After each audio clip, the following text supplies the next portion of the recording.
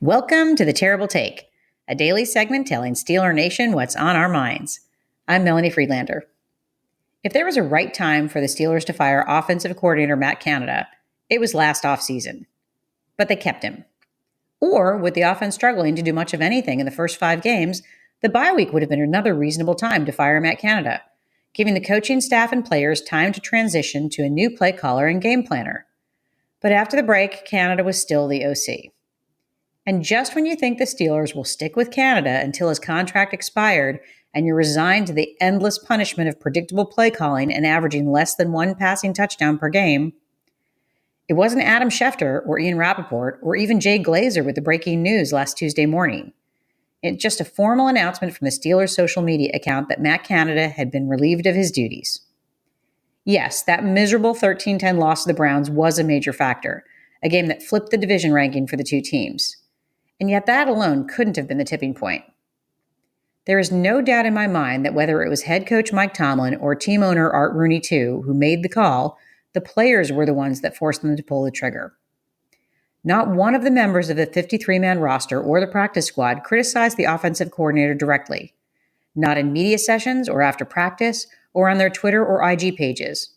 But they got their message heard loud and clear. Chukwuma Okorafor may have paid the highest price, getting benched after speaking negatively on the sidelines about calling the same run plays in their 2010 Week 8 loss to the Jaguars. Rookie Broderick Jones has played well in his first 3 starts after taking over at right tackle, making it unlikely that Chucks will start again, barring injury. In his post-game interview last Sunday, Najee Harris made his point clearly as much by what he didn't say. Always smooth and always professional, he still left no doubt that unless significant changes are made, the offense wasn't going to suddenly start producing. And then there was Deontay Johnson, visibly upset and frustrated on the sidelines during that loss to the Browns last week, a game where he and quarterback Kenny Pickett couldn't connect, often due to miscommunication.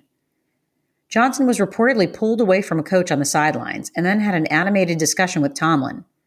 Just yesterday, Adam Schefter reported that Johnson got into a heated argument with teammate Minkah Fitzpatrick in the locker room after the game and had to be separated by teammates Cam Hayward and TJ Watt.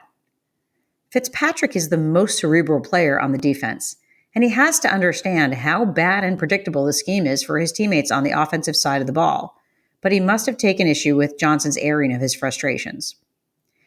In general, I would agree that players and coaches should play their cards close to their chest when there are problems in the house. For once, though, I'm glad that some of them didn't. Johnson's behavior wasn't a selfish, diva, me-first acting out. I view this as a player who wants his team to succeed so passionately that he had to make his case to any coach who would listen. He risked joining Okorafor on the bench with his behavior. This time, however, it was Canada who got benched. Tomlin knew there was no other path forward, and I give credit to the players who made sure he got that message.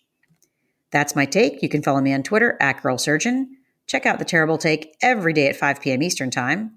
Follow us on SteelersDepot.com. And check out The Terrible Podcast with Dave Bryan and Alex Kozora every Monday, Wednesday, and Friday.